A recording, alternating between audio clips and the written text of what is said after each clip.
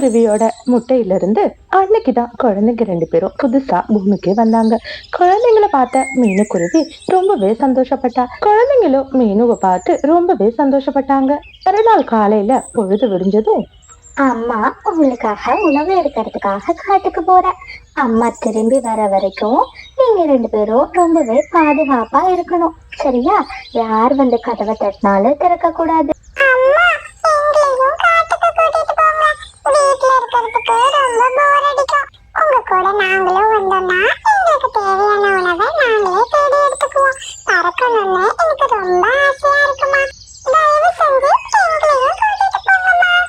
இங்க பாருங்கடா, நீங்க 2 பேரும் நேத்துதான் முட்டையில இருந்து வெளியில வந்திருக்கீங்க.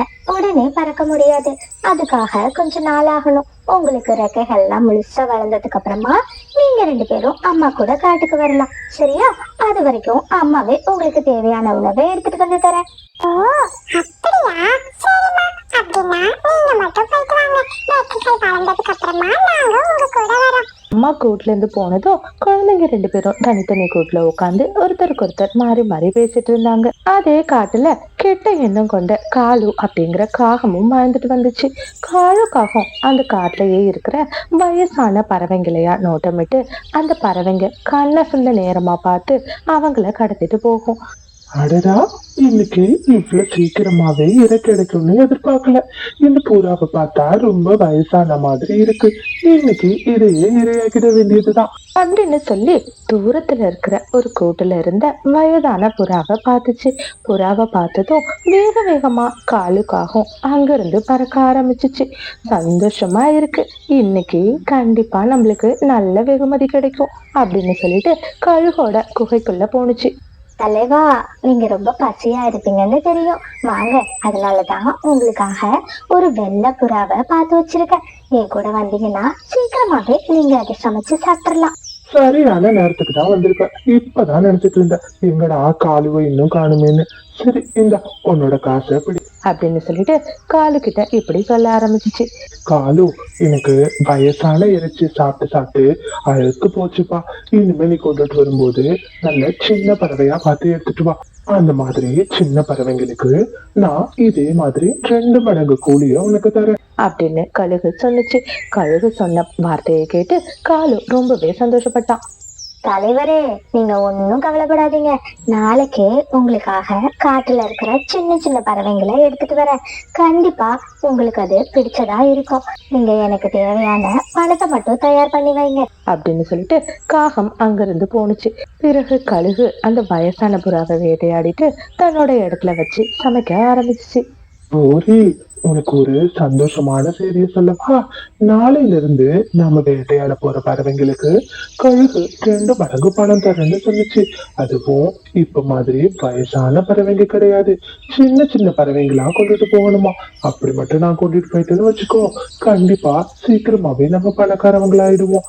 ஆனா அந்த குட்டி பறவைங்களை எப்படி வேட்டையாடுறதுன்னு தான் தெரியல கோரி. ஆலுஜி, சின்ன பறவைங்களை வேட்டையாடுறது ரொம்பவே சுலபமான வேலைதான். அவங்களோட அம்மா எல்லாம் உணவு தேடி பறந்துருவாங்க. அதுக்கப்புறமா குழந்தைங்க மட்டும்தான் கூட்டுல தனியா இருப்பாங்க. அந்த மாதிரி தனியா இருக்கிற பறவைங்களா பார்த்து நாம வேட்டையாட வேண்டியதுதான். இதுக்கு போய் இவ்வளவு சிரமப்பட்டு யோசிக்கிறீங்களே காலுஜி. மறுநாள் காலையில பொழுது விடிஞ்சதும் கூட்டுல தனியா இருக்கிற பறவைங்களை தேடி காலு பறக்க ஆரம்பிச்சான்.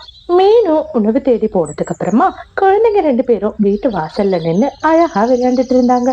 அந்த பக்கமா போன காலுவோட பார்வை அந்த குழந்தைங்க மேல பட்டுச்சு. ஆஹா, இன்னைக்கு அழகான சிட்டுக்குருவிங்க உணவாக போகுது. உடனே போய் நாம அதுங்களை தூக்கிட்டு கழுகு கிட்ட போயிடணும்.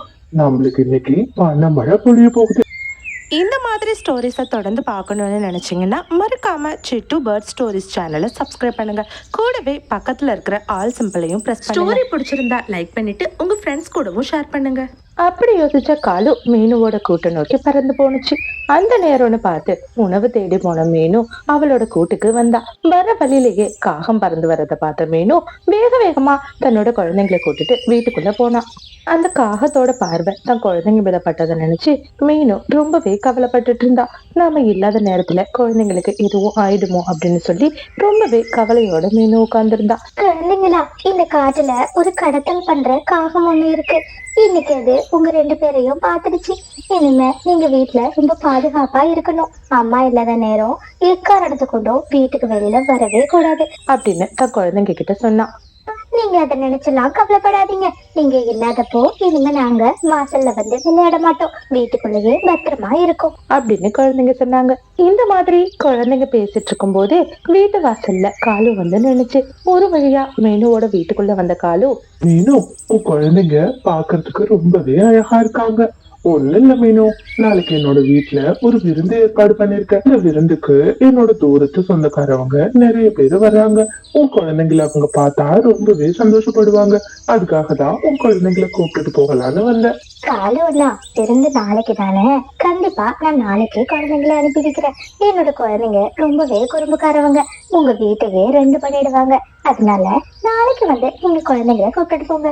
அப்படின்னா சரி மீனு, நீ சொல்ற மாதிரி நான் நாளைக்கே வந்து குழந்தைங்களை கூட்டிட்டு போறேன் அப்படின்னு சொல்லி ரொம்ப நல்லவ மாதிரி காலு பேசினா. காலு போனதும் மீனு தன் குழந்தைங்களை நினைச்சு ரொம்பவே கவலைப்பட்டா. அந்த காகத்தோட கண்ணு உங்க மேல பட்டுடுச்சு. இனிமே நாம இந்த காட்டுல இருக்க கூடாது. அது உங்க உயிருக்கே ஆபத்து. இன்னைக்கு ராத்திரியே நாம இந்த காட்டுல இருந்து வேற ஒரு காட்டுக்கு போயிடணும் அப்படின்னு சொல்லி குழந்தைங்க கிட்ட பேசினா. இதை கேட்ட லக்கி, அம்மா, நீங்க சொல்றது ரொம்பவே தப்புமா. நாம வேணா உயிர் தப்பிச்சா போதுன்னு வேற காட்டுக்கு போயிடலாம். ஆனா யாராச்சும் ரெண்டு குழந்தைங்கள கண்டிப்பா அது நாளைக்கு கடத்திட்டு போகும். அந்த மாதிரி போனா பாவம் அந்த குழந்தைங்களோட அம்மாவும் உங்களை மாதிரி ரொம்ப வருத்தப்படுவாங்கல்ல. இதே மாதிரி இருந்தா இந்த காட்டுல எந்த சின்ன குழந்தைங்களுமே இருக்காதுமா. தன் குழந்தை இவ்வளவு சின்ன வயசுலயே இவ்வளவு ஞானத்தோட பேசுறத நினைச்சு மீனு ரொம்பவே சந்தோஷப்பட்டா. ஆனாலும் அவளுக்கு தன் குழந்தைங்களை பத்தின கவலையோட, குழந்தைங்களா, நீங்க சொல்றது என்னமோ சரிதான். ஆனா நம்மளால அந்த காகங்களை கண்டிப்பா எதுவுமே செய்ய முடியாது. மறுநாள் காலையில பொழுது விடிஞ்சதும் காகம் ரொம்ப சந்தோஷமா மீனு வீட்டுக்கு போனுச்சு. மீனு ரொம்ப சுவையான கிச்சடிய தயார் பண்ணிக்கிட்டு இருந்தா. ஆனாலும் தன் குழந்தைங்களை பத்தின கவலை மீனுவை விட்டு போகவே இல்லை. எப்படியாச்சும் தன்னோட குழந்தைங்களை காப்பாத்திடணும் அப்படின்னு யோசிச்சபடியே கிச்சடிய தயார் பண்ணினா. காகமும் மீனுவோட வீட்டுக்கு வந்துச்சு. குழந்தைங்க எங்க, சீக்கிரமா கூப்பிடு, விருந்துக்கு ஏற்கனவே ரொம்ப நேரம் ஆயிடுச்சு அப்படின்னு சொன்னுச்சு.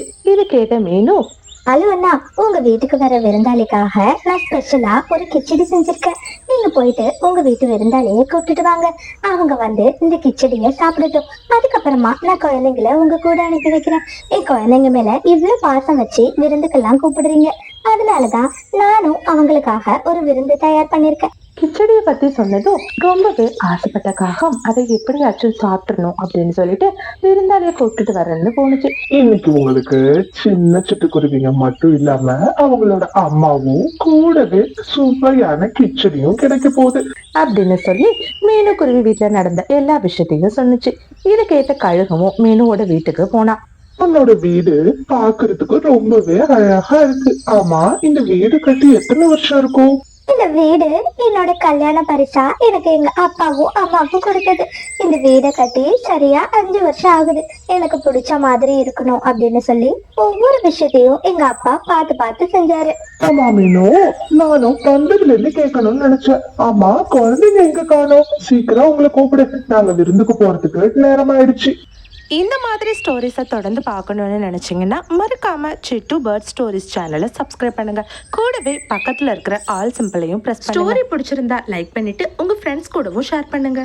குழந்தைங்க எப்பவுமே ரொம்பவே குறும்புத்தனம் பண்ணுவாங்க. வீட்டு வாசல்ல இருக்கிற மரத்தடியில தான் விளையாண்டுட்டு இருக்காங்க. நீங்க ரெண்டு பேரும் கிச்சடியை சாப்பிட்டுட்டு இருங்க.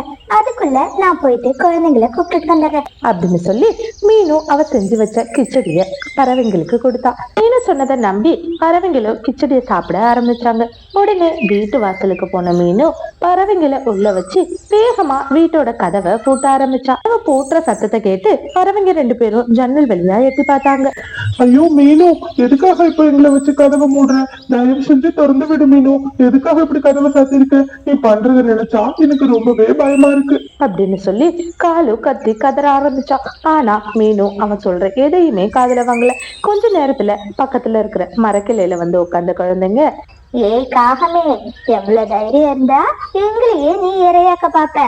உங்க 2 பேரையும் இப்படியே விட்டா காட்டுல ஒரு குழந்தைங்களையும் நீங்க நிம்மதியா வாழ விட மாட்டீங்க. உங்களை மாட்ட வைக்கிறதுக்கு நாங்க பண்ண ஐடியா தான் இது. எத்தனை பேரை கொண்டு சாப்பிட்டுருப்பீங்க. இன்னைக்கு நீங்களே இந்த நெருப்புல எரிஞ்சு சாம்பலாக போறீங்க அப்படின்னு சொல்லி மீனு குழந்தைங்க கையில இருந்த தீப்பந்தத்தை வாங்கி தன்னோட வீட்டுக்கு வச்சான். வீட்டோட சேர்ந்து அந்த கொலகார பறவைங்களும் எரிஞ்சு சாம்பலானாங்க. இப்போ காட்டுல எல்லா பறவைங்களும் ரொம்ப நிம்மதியான ஒரு வாழ்க்கையை வாழ ஆரம்பிச்சாங்க. ஸ்டோரி உங்களுக்கு பிடிச்சிருந்துச்சுன்னா லைக் பண்ணிட்டு இந்த மாதிரி நிறைய ஸ்டோரிஸ் பார்க்க மறக்காம சிட்டு பேர்ட் ஸ்டோரிஸ் சேனலை சப்ஸ்கிரைப் பண்ணுங்க.